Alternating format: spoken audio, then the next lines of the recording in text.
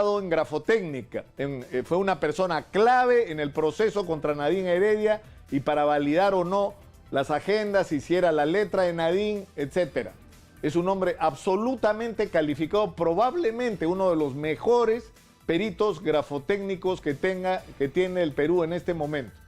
Bueno, él ha evaluado, él ha sometido a peritaje las partidas de nacimiento de Rubén Vargas, el exministro, y de Zenón Vargas, el dirigente de Sendero, y de sus hermanos. Tras la pausa nos va a contar las conclusiones, no de una opinión política, no de un rumor que escuché, no de me contaron, no señor, de documentos que han sido oficiales del Estado peruano, que han sido sometidos a peritaje por un experto. De eso vamos a hablar y yo espero que después de eso el señor Rubén Vargas, si se atreve, nos dé una entrevista para discutir sobre esas conclusiones.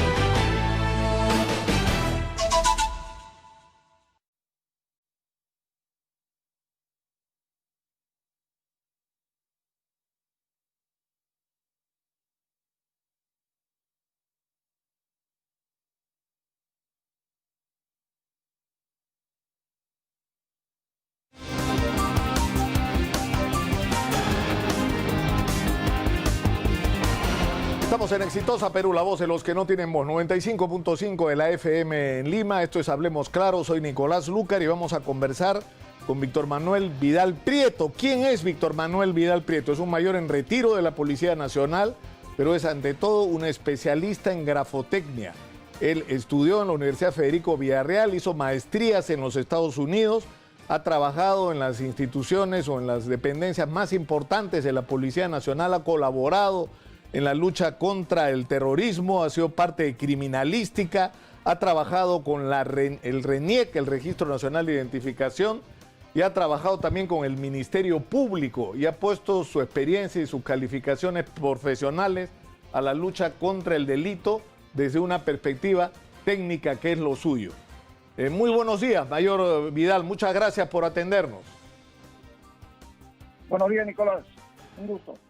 Usted ha tenido en sus manos, usted tiene en sus manos la partida de nacimiento de Rubén Vargas Céspedes, exministro del Interior, y ha tenido también a la mano y tiene a la mano las partidas de nacimiento de Zenón Vargas Cárdenas, este dirigente senderista conocido, pero también ha tenido a la mano las pericias, las partidas de nacimiento de otros dos hermanos, de Duilio Ismael Vargas Cárdenas y de Wilfredo Vargas Cárdenas, dicho sea de paso, fallecido en el motín del penal del Frontón, que como todos recordaremos ocurrió bajo el primer gobierno de Alan García.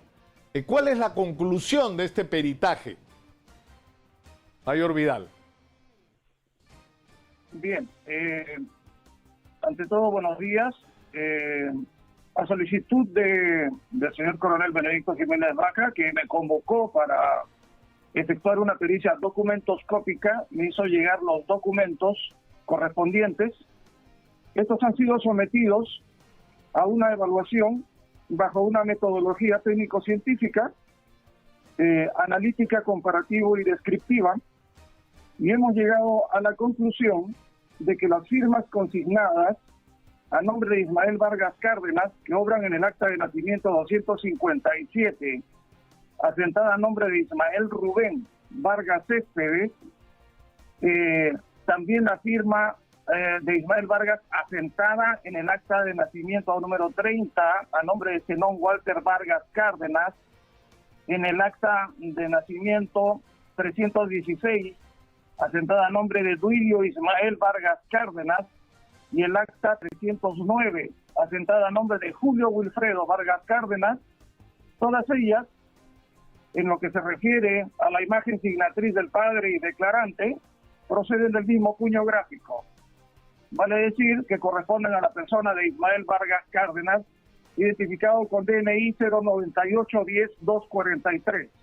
Esas son las conclusiones del informe documental. O sea, ¿no tiene usted duda sobre que quien firmó esos 4 documentos es la misma persona? Es decir, la persona que declara ser el padre de Rubén Vargas Céspedes y que firma su nacimiento y declara que es su hijo, es la misma persona que firmó la partida de nacimiento de Zenón Vargas y de sus hermanos Duilo y Wilfredo. En efecto, no existe duda alguna. Por tanto, se ha sido lo suficientemente minucioso y prolijo en este trabajo y se ha realizado no solamente el informe, sino también estamos acompañando gráficos demostrativos en PowerPoint que puede tenerlos a la vista. Sí, estamos viendo uno de ellos en pantalla precisamente. Es decir, ¿cuál es el procedimiento científico, técnico que ustedes utilizan para llegar a una conclusión de esta naturaleza?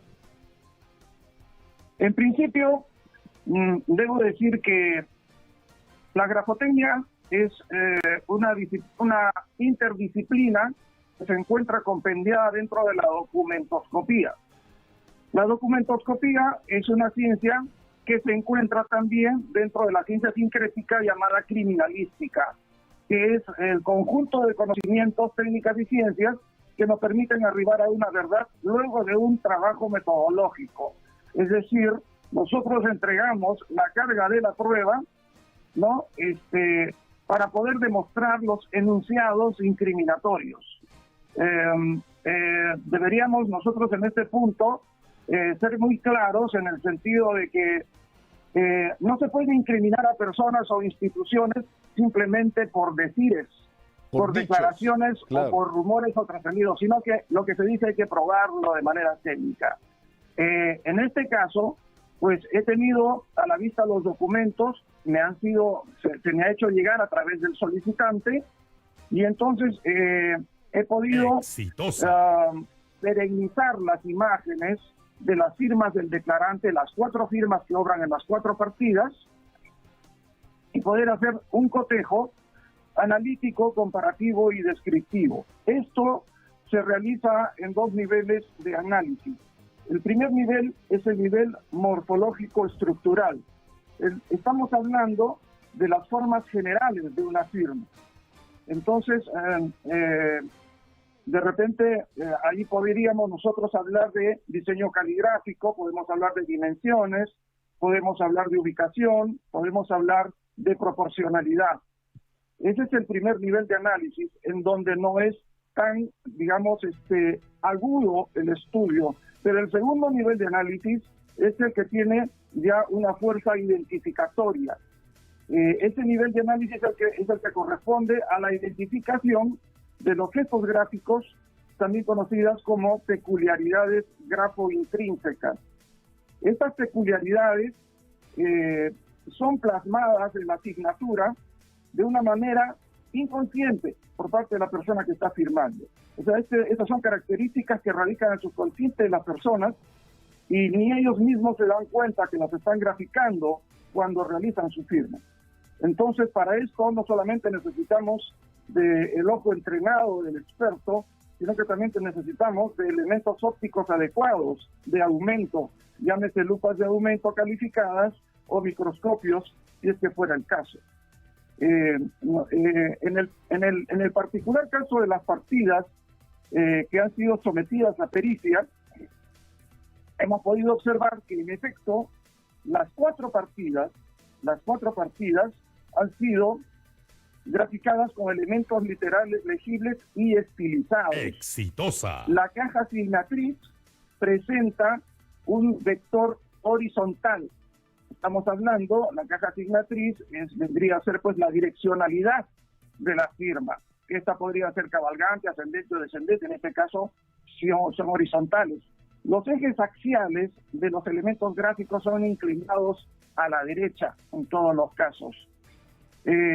También podemos observar que existe habilidad en cuanto al acto de firmar, por cuanto reflejan presión, velocidad y fluidez suficientes para ello. Obviamente, en el estudio de firmas, nosotros vamos a encontrar variaciones gráficas que son naturales, porque el acto de firmar es un acto humano, es una acción vital, es un acto reflejo. Entonces, no podemos esperar que cada una de las firmas sea idéntica como si fuese sido obtenida de un elemento automático. Es el puño humano el que las grafica, de modo que las variaciones gráficas son normales. Y por eso es importante ir a fondo e identificar las peculiaridades grafointrínsecas. En este caso, pues hemos señalizado una serie de peculiaridades grafointrínsecas que podría ubicarlas de repente desde la diapositiva 6 a la 9 en el PowerPoint que estoy adjuntando, y podríamos comprobar, por ejemplo, ¿no?, que a nivel de punto de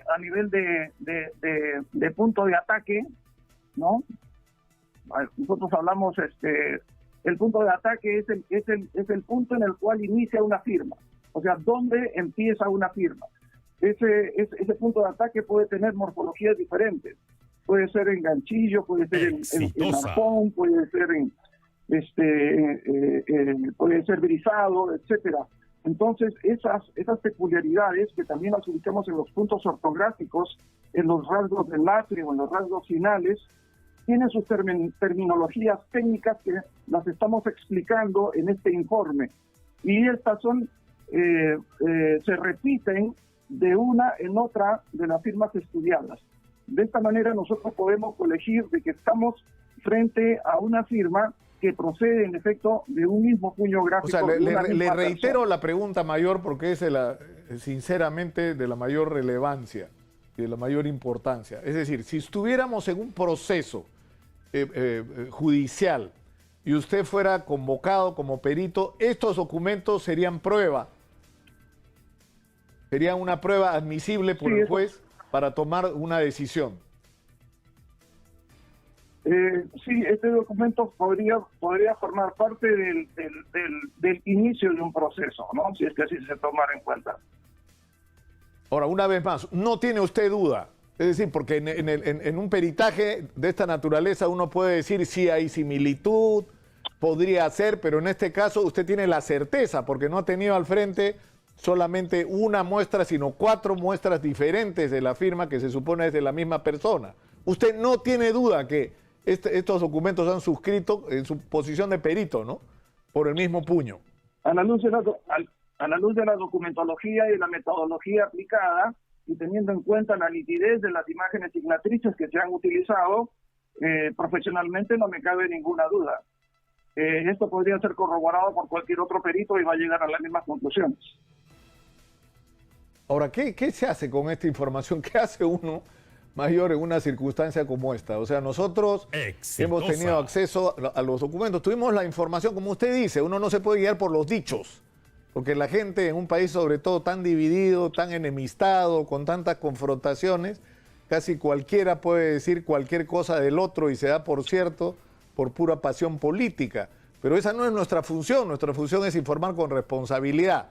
Nos llega la información de que Zenón Vargas, el terrorista que estuvo preso 23 años por ser el nexo entre la cúpula de Sendero Luminoso y los comités regionales, era el hermano del exministro del Interior Rubén Vargas. Nosotros decidimos corroborar esa información y no se nos ocurrió mejor manera que certificarla a partir de las partidas de nacimiento. No solamente de los registros de RENIEC a los que tuvimos acceso, porque en los registros de RENIEC Ismael era el padre de los dos.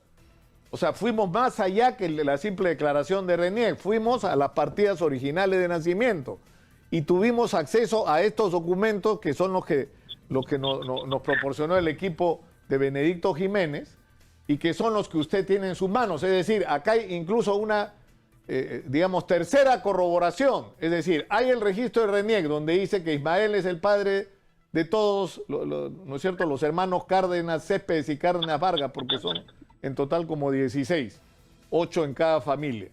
En segundo lugar, tenemos las partidas de nacimiento que corroboran esta información, pero tenemos además una pericia que es la suya. Es decir, no hay duda de que lo que se está diciendo es certero. Son hermanos de padre. Así es en efecto.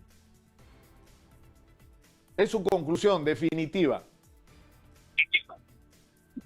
Sí, es mi conclusión y como le digo, esto es simplemente Exitosa. un estudio, este es un estudio técnico, metodológico, al cual yo acudo a solicitud de un ciudadano que tiene todo el derecho de pedir un estudio de esta naturaleza, como es el caso del coronel Benedicto Jiménez Vaca, y además entiendo que es oportuno porque estamos viviendo un momento político en nuestro país en el cual simplemente se está dando mucho peso a los trascendidos y a las cosas que se mencionan y a imputaciones contra personas y sobre todo a instituciones como la Policía Nacional. Entonces, para eso están las pruebas. Si nosotros vamos a imputar determinada falta o delito, debemos probarlo. Debemos investigarlo y llegar a una conclusión. Yo le agradezco. Esta es una forma de probar lo que se dice. Yo le agradezco mucho al mayor en retiro de la Policía Nacional, Víctor Vidal Prieto, experto, perito grafotécnico, que nos ha explicado claramente las conclusiones de su indagación. Muy gentil, mayor, ha sido usted muy amable. Tenga muy buenos días. Un placer, Nicolás. Buenos días. La pregunta que le hago yo ahora a Rubén Vargas y sus amigos es decir, nosotros estamos presentando evidencia, que no es que alguien nos dijo, que es verdad, alguien nos dijo, Rubén Vargas es hermano de Zenón Vargas. Si fuéramos unos irresponsables y no hubiéramos aprendido nada en la vida, nos hubiera bastado con eso y lo ponemos al aire. ¿Qué cosa fue lo que hicimos? Reniec, Ismael es el padre de los dos, no es suficiente, vamos a las partidas de nacimiento. ¿Qué dice la partida de nacimiento? Es el mismo señor que lo reconoce como padre. Es la misma persona, pero firma las partidas de nacimiento. No nos es suficiente. Alguien podría ver, bien difícil, ¿no? Que alguien pueda falsificar un documento en un registro que está en libros. Pero en fin, pongámonos en esa posibilidad. ¿Dónde vamos? Vamos a un perito. Exitosa. Toda esa escala se ha cumplido. ¿Qué va a pasar ahora con Rubén Vargas? ¿Qué es lo que va a decir Rubén Vargas? ¿Que esto es mentira? ¿Va a insistir en que no es su hermano? ¿Qué va a decir ahora? Yo no sabía. Señor Vargas, Huancaray tiene 3.700 habitantes según el último registro del censo. 3.700 habitantes. ¿Usted cree que es posible que un señor tenga dos familias, numerosas además, y que usted no lo sepa? En fin. Estamos en la línea con Benedicto Jiménez, fundador del GEIN. Muy buenos días, Benedicto. Gracias por atendernos. Buenos días, Nicolás, y también transmito mi saludo a todos tus oyentes, que es bastante numerosa. Ahora, ¿cuál Efectivamente, es? Benedicto, tú eres un detective experimentado y lo has probado fehacientemente con el éxito extraordinario que tuvo la operación que tú dirigiste desde el GEIN y que permitió la captura de la cúpula de Sendero Luminoso y del MRTA. En tu experiencia investigador, ¿a qué conclusiones te lleva la información que tienes delante?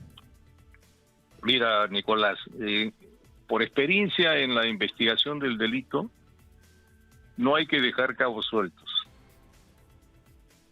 Y si seguimos un pensamiento del padre de la criminalística moderna, Edmond Lorca, que decía, si la verdad dependiese de los dichos, tendríamos que cambiar la estructura del mundo. Felizmente depende de los hechos. Siguiendo estos lineamientos, no dejando cabos sueltos, había uno que había que cubrir, precisar. En la partida de nacimiento de Zenón Vargas Cárdenas aparece el nombre de Ismael Cárdenas sin el apellido materno. Exitosa. Claro, Ismael Vargas dice y no dice el apellido materno, efectivamente. Y también igual sucede con la madre. Entonces había que atar ese cabo suelto, hacer el nudo, para demostrar que el mismo progenitor que asienta la partida de Zenón Vargas Cárdenas, de sus otros hermanos, como Julio Wilfredo y Duilo, ¿sí? Es el mismo progenitor, como aquel que aparece su nombre completo en la partida de Zenón del exministro. Ahí sí aparece Ismael Vargas Cárdenas, con el nombre completo y apellido, y también la madre. Entonces había que hacer una pericia grafotécnica salir de esta duda, ¿no? Porque probablemente siempre hay pendiente un cabo suelto, como dice, y se pidió la pericia grafotécnica, que era lo más contundente, lo más preciso, y se buscó a uno de los más peritos grafotécnicos más idóneos y profesionales, como es el mayor en retiro Manuel Vidal Prieto, quien también hizo el peritaje grafotécnico en las famosas agendas de Nadine Heredia. Fíjate el nivel que tiene este profesional, y lo ha demostrado a través de su exposición que ha hecho, haciéndonos conocer el método de instrumento utilizado para este peritaje, que es concluyente. ¿Concluyente en qué sentido? El mismo progenitor, Ismael Vargas Cárdenas, un agricultor fallecido a los 88 años, es el mismo padre de Zenón Vargas Cárdenas, de Jaime Julio Wilfredo, que falleció en Frontón, también integrante de Sendero Luminoso, y Duilio, que es otro hermano, y también son medios hermanos de el exministro Rubén Ismael Vargas Céspedes. Eso es lo que es concluyente. O sea, prácticamente se ha aclarado y precisado este cabo suelto que estaba pendiente. O sea, a estas alturas, Benedicto, ya eso debería estar fuera de discusión. Es decir, nadie calumnió a Rubén Vargas al decir que era medio hermano de un dirigente senderista, porque es verdad. La pregunta es verdad, ahora, sí. La segunda interrogante es, ¿lo sabía o no lo sabía Rubén Vargas? ¿Sabía que era hermano de Rubén Vargas y lo ocultaba? A mí me resulta sinceramente muy difícil creer una versión así, sobre todo si hablamos de Huancaray, que es el pueblo donde se origina toda esta historia, que es una historia, dicho sea de paso, de novela, porque don Ismael Vargas Cárdenas, que en paz descanse, tenía aparentemente dos familias. No sé si en algún momento las familias se sobrepusieron unas a otras, pero entiendo que tuvo hasta 8 hijos. Esto no lo he podido confirmar completamente, pero tengo una lista de... Zenón tiene 7 hermanos y Rubén tiene 7 hermanos. O sea, este señor tenía por lo menos 16 hijos reconocidos. Claro, tú mismo lo dices, ¿no? Pueblo chico, infierno grande. Ahí todo el mundo se conoce. Si hubiese nacido en Lima y sus hermanos en Tumbe, Piura, quizás, bueno, hay casos, así que nunca se llegan a conocer. Pero el mismo pueblo que no tiene más de 3.700 habitantes, todo el mundo se conoce. Él es lógico que él también sabía y conocía que tenía medios hermanos metidos en Sendero Luminoso. Y con tú dices tenía niveles, porque entiendo, eso es otra cosa de novela, ¿no? Es decir, tú tienes un mismo padre y 2 familias. Los hijos mayores, no uno, varios de ellos están involucrados con Sendero Luminoso. Y la otra familia es una familia enfrentada a Sendero. Uno de ellos ha sido militar y se ha enfrentado a Sendero Luminoso, y los otros han sido directa o indirectamente víctimas del Sendero Luminoso, por lo cual tuvieron que salir en un momento de su pueblo. Es decir, es increíble porque cómo, digamos, estos conflictos familiares pueden transformarse y convertirse en conflictos de esa naturaleza. O sea, una parte de los hijos, ¿no? Senderistas, la otra parte, o digamos algunos de ellos senderistas, y la otra parte víctimas o enemigos de Sendero Luminoso. Claro, es como Nicolás, para escribir una novela, Benedicto. Exactamente, mira, acá hay que ser honesto, no se recrimina el hecho de haber tenido un hermano terrorista, porque cada quien responde por lo suyo, ¿no? Pero sí el ocultamiento de esta información ante la declaración jurada que estaba obligado a realizar el exministro. Ocultó esta información que ya se ha descubierto ahora por qué motivo él la oculta, ¿no? O sea, eso es lo condenable. Lo demás, uno puede tener un hermano yo trato, lo he hecho ese ejercicio, Benedicto, ¿no? O sea, ¿por qué ocultar una información así? Porque quieres hacer una carrera en el aparato del Estado y piensas que declarar que tienes un hermano que está vinculado, que ha sido sentenciado a Sendero, tienes otro hermano que murió en el frontón, tienes una hermana que se ha acogido al asilo político, entre comillas, en Suecia, porque supuestamente es perseguida política en el Perú por ser de Sendero Luminoso. Y no sé si son más, pero por lo menos esos 3 tengo registrados. Es decir, no pones Ahora, esa mira, información porque piensas que sí. eso puede perjudicarte en tu carrera. Es decir, porque alguien puede hacer el juicio, no, es que no puede entrar acá Exitosa. porque tiene un pariente terruco. O sea, Así es, mira. es inadmisible que alguien use ese argumento para vetar a alguien en un cargo público, pero Así no es es, sí. aceptable que tú ocultes esa información. Eso es lo condenable. Además, yo podría decir que este es un caso cerrado ya con este peritaje grafotécnico. Pero aún así, si digamos el exministro se considera que es mentira, él puede presentar un peritaje dirimente. Está en su derecho la contradicción. Y entonces entraría un debate y sería interesante, ¿no? Pero yo creo que con estas pruebas que son contundentes, nadie va a desmentir, no van a poder desmentir esto. O sea, para nosotros ya se ató el cabo y es un caso cerrado prácticamente. Claro, porque si Rubén Vargas insiste en que esto es falso, lo que debería hacer es demandarnos por difamación. Si nos demanda por difamación, señor Rubén Vargas, nosotros vamos a pedir pruebas de ADN. Vamos a pedir prueba de ADN. Y salimos en la duda.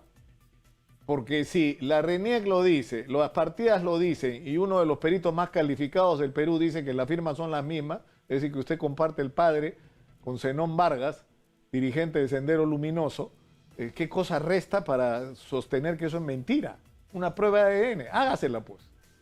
Hágasela. O denúncienos. Pero ¿a ti te han denunciado, Benedicto, por difamación? ¿Por Sí, decir sí, que Zenón claro. Vargas es hermano de Rubén Vargas? No. No me denuncié y no A mí creo no me ha que llegado pueda ni hacerlo. carta aclaratoria. Sí, no, una carta rectificatoria, no, pero yo creo que con estas pruebas que son contundentes, Nicolás, lo va a pensar dos veces, ¿no? O sea, prácticamente ya se demostró que son del mismo tronco, todos los hermanos. Ellos es medio hermano de dos terroristas, ¿sabes? De gran nivel, o sea, increíble, ¿no? Pero ¿cuántos así habrá en el sector público también? Porque según él es presidente de la Corte Suprema, no sé si ahí está en internet, Duverly cuando ya presenta su renuncia, él hace conocer de que existen cerca de 800 infiltrados en el Poder Judicial que son de Movadef. O sea, 800 infiltrados. Imagínate tú, o sea, jueces, magistrados, fiscales. Yo tengo una pregunta que me preocupa seriamente. Yo creo que he sido uno de los pocos periodistas que en los últimos años ha estado diciendo Sendero no está muerto, Sendero existe, Sendero, la organización política de Abimael Guzmán está viva y no es que está replegada, se han replegado de las acciones armadas, pero están reclutando gente, están ideologizando gente y no hay que descuidarse con esto, sería una irresponsabilidad hacerlo.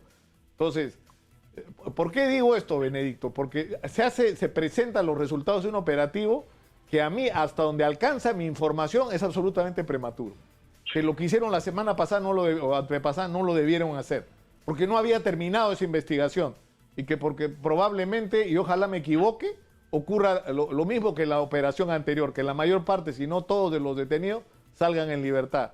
En 30 segundos una respuesta, Benedicto. ¿Ha sido un error? La operación Olimpo, estamos hablando de la DINCOTE.